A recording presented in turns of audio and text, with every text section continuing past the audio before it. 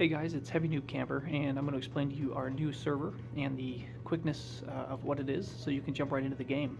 The game is based around territories. The territories are marked with a red sandstone border, as you can see all the way out to the water and all over the map here. As you join a nation or a faction, you have a color that you're assigned to, and your color will actually go on the inside of the borders to divide up what your nation is. And those colors are assigned to you by the admins. Now, of course, you can pick the army you want to be a part of, but that's the name of the game is territory.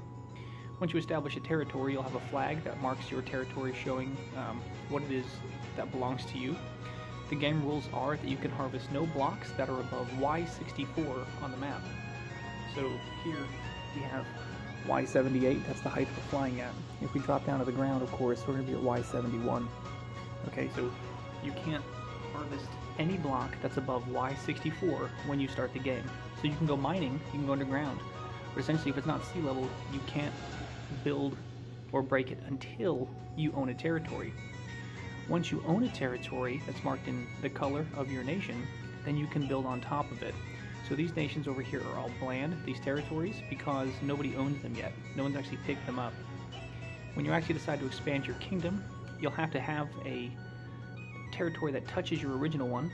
So when you look at this one here, we're going to use the yellow for example. If this player were to extend out and buy this territory next to them, then the inside wall would also become yellow, marking that they own both of them.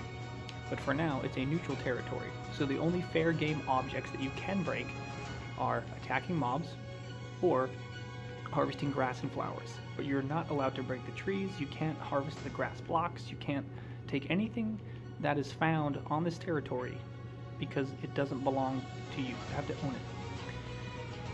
Aside from owning the map, the game is based around these red generators, okay? These redstone generators. There's different colors. This one's red tea, there's purple and green and blue. And inside it shows a variety of blocks that you can win for your base every month. The players compete with each other around the nations and donate to these. When you arrive, you can summon an admin. They'll collect resource goods from you, which consists of diamonds and diamonds only on these. And if you donate the most diamonds in a month, then you own the redstone pyramid, and you'll be able to choose 2 of the 7 blocks that are pictured on the wall, and they'll be delivered to your kingdom every week. And they're hard to find blocks, or ways that, blocks that you can't normally get otherwise. Okay, so that's a big part of the game. There are 7 of these generators around the world, and they have these big old beacons, so they're really easy to locate as you would travel and or fly around and locate them. Let me see if I can spawn them real quick for you here. Okay, so as you explore the land on your map, you'll be able to find other generators that are nearby that you may want to conquer and keep. So over here we have a pink one over there. Okay, way off in the distance there you can see another one right over there. Okay, so they're all around. So as you play, you want to donate the most. If your country and capital can control the majority of them, at the start of the following month you win what's called capital. When winning capital, you can actually set laws that apply to the entire game, such as keeping it dark or keeping it daytime all the time, or you can make mobs peaceful, or you can actually tax other lands and make them give you money or goods or services. All throughout the land there are territories from players that played prior. So here's an abandoned territory, for example, for an army that used to exist but no longer does.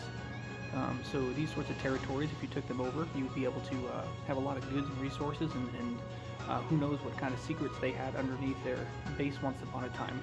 But you'd be able to conquer those things and take those things. So that's essentially the name of the game. You essentially take over territories, you use the goods that you can find on those territories for yourself. You trade with other players in a real-time economy system to try and become capital against the world. There's no limit on how many players can be in a nation, but we do try and split up the timeline evenly, so we suggest no more than like 4 to 6, but there's no limit, technically speaking. All the rules are on our Facebook page, so you want to join our Facebook page for sure to be aware of what's going on, to read our rules and understand them all in detail. This is attempted a short video. It's almost 5 minutes, so I'm going to try and wrap it up here, but Here are the nations and their colors. Each of the nations have their own little boxes assigned to them, which work like mailboxes. They can put all their special goods in these ender chests. The server has, in case if you died, have nowhere to go, don't have an army, there's food that's given for free, just starter food. There's starter chest boxes when you start. Aside from that, there are blocks of the day that you can harvest for your colors.